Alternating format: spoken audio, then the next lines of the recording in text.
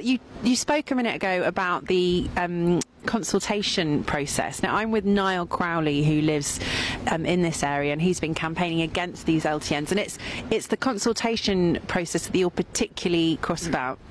Well, there was no consultation process. These low traffic neighbourhoods that Hackney and Islington imposed, they did during lockdown and with the behest of Johnson's government. And the idea was that you put them in and then consult afterwards. And it wasn't really a consultation. It was more of an online engagement. And they're run on behalf of the council by groups like Sustrans, Commonplace. They're not market research companies. They're companies that they're charities that are pro active travel. So this area, for example, and by the way, every single LTN was consulted on was rejected by residents, something like 60 or 70%. But there were proper consultations around 2016, 2017. So the London Fields area, as they call it, behind us, which is about 3-4 square miles of housing, proper full consultations with local residents and businesses, and they were given a number of options, and they rejected full road closures but went for certain traffic calming measures. So that was that. But then when lockdown happened, the council pulled out these plans and just imposed them on people. And then when they got the results of the online consultations, they still didn't want them, and they've done them again, you know. So it leads to bad blood. It leads to really bad solutions. I cycle around Hackney, and you know, some of these measures. Well, the road that I'm on happens to be a boundary road.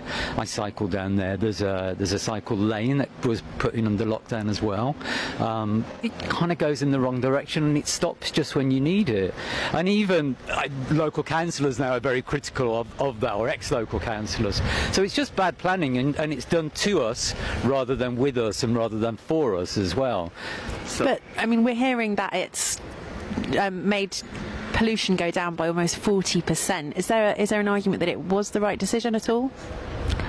Well, it's certainly not gone down where we are. Why is it? What's the problem? What's the main problem with them? The main problem? Well, where we're standing, there's a bus.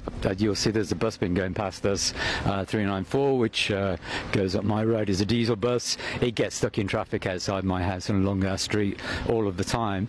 They're deliberately created to discourage people from driving. So they deliberately create bottlenecks to create traffic. There you go, you can hear the bus behind us. So there's lots of stationary traffic, and the traffic counters that say traffic have gone down can't count anything under 10 miles an hour, so they don't count they actually count the traffic jams. So you know, there's lots of problems with them. They're making life really, really difficult and miserable, not just for drivers. I don't drive, but for residents. They're designed to make life miserable and make things inconvenient, so everyone will turn against driving. The surveyor that I spoke to earlier was saying to me afterwards that perhaps it would work if certain people in trades or people who had to do business with their cars could get an exemption. Would that be a compromise? Possibly. I mean, yeah, looking out of my window, the people that are coming up and down the roads are mainly traders. You know, most people, it's so difficult to get around. You know, people have decided not to take their journeys, which the council has said that's a good thing.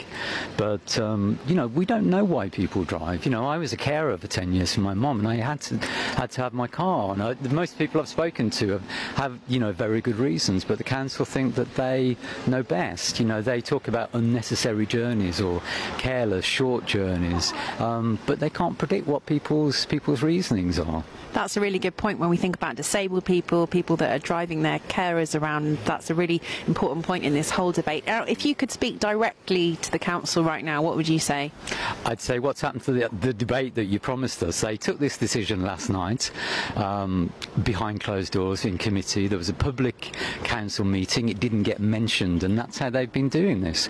I spoke spoke to the mayor outside the Hackney cycling campaign AGM last year. He shook our hands and said he would debate us, and he hasn't done so. So if he's going to do this, then he really needs to have a proper face-to-face debate. You know, he spends time with cycling campaigns but ignores the general public. They don't trust us, they don't like us, it seems. So let's have a debate.